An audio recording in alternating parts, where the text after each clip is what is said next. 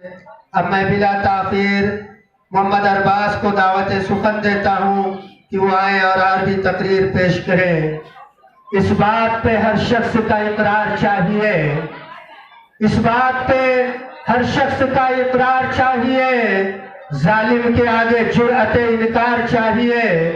अब तो कसम खुदा की मेरी कौम के बच्चों, हाथों में मोबाइल नहीं तलवार चाहिए। मोहम्मद अरबाज। अल्हम्दुलिल्लाह वहदह वस्सलातु वस्सलामु अला मन ला नबिय्य बअदह, अम्मा बाद।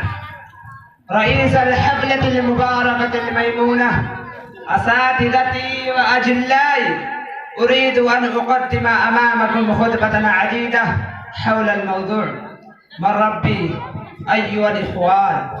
व ज़ात लैलतिर रआ इब्राहीम अलैहिस्सलातु वस्सलाम कौकबन फ़क़ाल हाज़ा रब्बी, वलम्मा ग़ाब अल-कौकब क़ाल इब्राहीम अलैहिस्सलातु वस्सलाम ला हाज़ा लैसा बिरब्बी। ورأى إبراهيم القمر فقال هذا ربي، ولما غاب القمر قال إبراهيم عليه الصلاة والسلام لا هذا ليس بربي. ولما طلعت الشمس فقال إبراهيم عليه الصلاة والسلام هذا ربي هذا أكبر. ولما غابت الشمس في الليل قال إبراهيم عليه الصلاة والسلام لا هذا ليس بربي. وعرف إبراهيم عليه الصلاة والسلام أن الله ربه، لأن الله حي لا يموت، وأن الله باق لا يغيب، وأن الله قوي لا يغلبه شيء.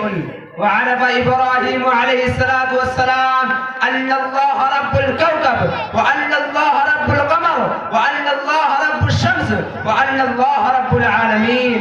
وهدى الله إبراهيم عليه الصلاة والسلام وجعله نبيا وخليلا.